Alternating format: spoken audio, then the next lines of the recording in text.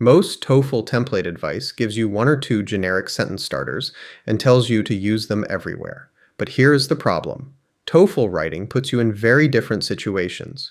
Requesting help from a professor is nothing like giving feedback to a coworker, and neither sounds like a classroom debate. Each situation calls for different language. In this video, you will get the right phrases for every situation you will face, for both the write and email and academic discussion tasks. Before we dive in, let's be clear about what templates are and what they are not. Templates give you structural language, how to start a sentence, how to transition, how to close. They are not a script. The ideas, details, and examples you supply after those opening phrases are what actually earn your score. A smooth-sounding phrase followed by a vague idea will not get you far. But a strong idea launched by the right phrase? That is the combination you want. Templates handle the scaffolding so your brain can focus on substance. Today we will cover phrase menus for both writing tasks, organized by situation, and both sets of templates are free. The link is in the description below. Let's start with write an email. This task looks like only one kind of question, but it is actually 5 different possible situations disguised as a single task type. Let me show you what I mean. Almost every email prompt falls into one of 5 categories. Type 1, requesting help or action. You need something from someone.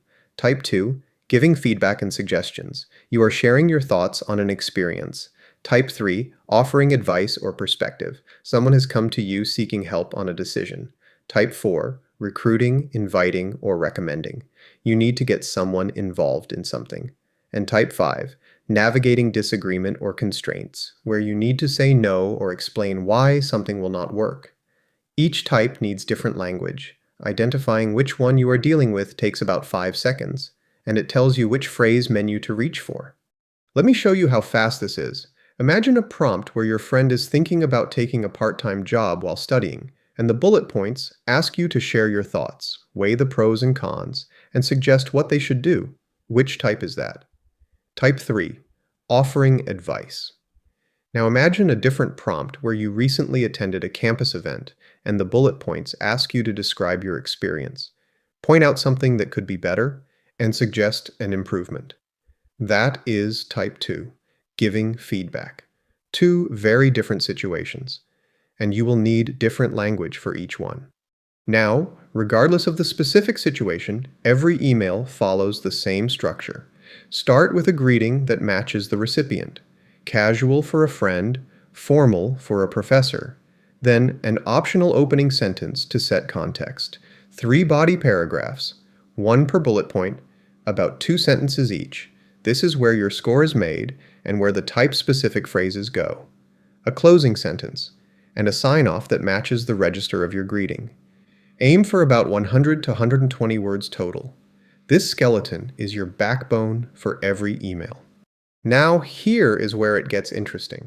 Let me show you how different situations produce completely different language, even when the structure is the same. On the left, we have Type 3, advising a friend about a part-time job.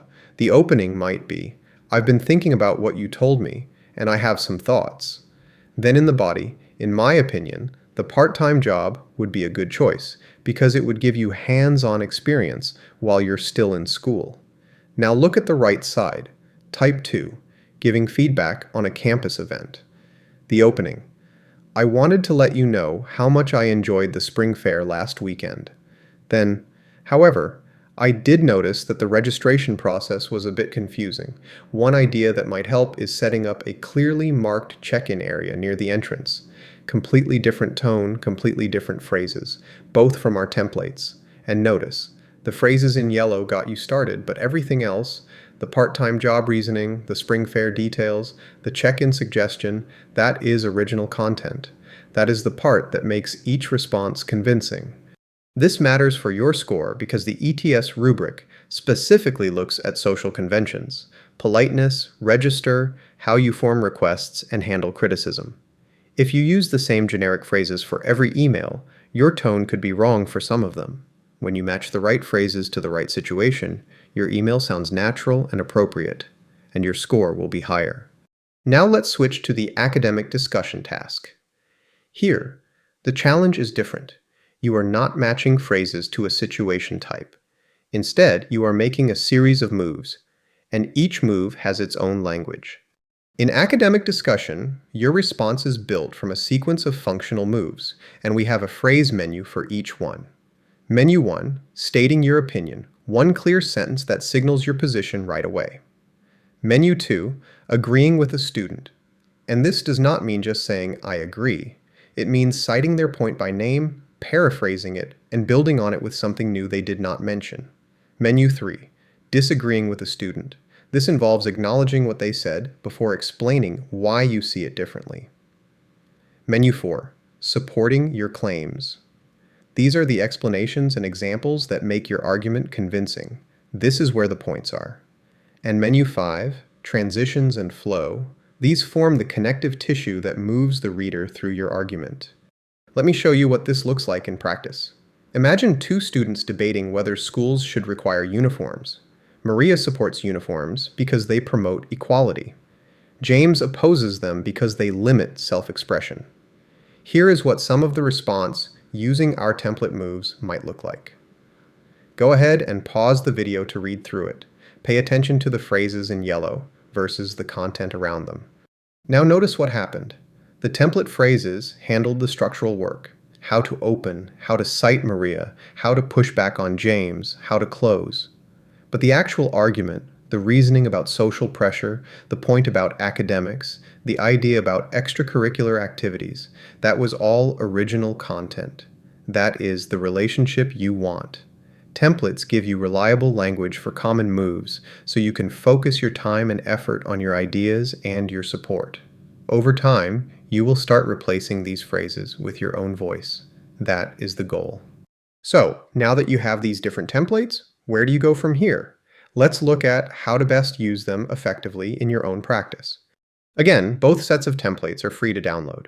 The link is in the description below. For email, you get the universal skeleton plus phrase menus for all 5 task types. For academic discussion, the response skeleton plus phrase menus for the 5 functional moves. Each menu gives you several options per slot, so you can pick what fits. Our other videos, one on email timing and one on academic discussion elaboration, include full sample responses with all the template phrases highlighted. So, if you haven't watched those yet, please do to see the templates in action. How should you best practice with these templates? Step 1. Identify the situation. For email, figure out which of the 5 types it is. For academic discussion, read the prompt and decide which student you agree with. Step 2. Write with the templates open. Actively choose phrases from the menus. Do not just grab the first one every time. Step 3. Write the same prompt again, but swap in different phrases from the menus. This builds flexibility. Step 4. Write without looking. By the third draft, the phrases will start coming naturally. Do this cycle for a couple different prompts, and the structural language will become yours. You now have phrase menus for every situation you will face on the TOEFL Writing section. The next step involves being able to create the ideas and content that bring your responses to life. That is where Magoosh TOEFL comes in. Our expert video lessons teach you strategies for developing strong ideas and content, skills like inventing realistic details and elaborating effectively.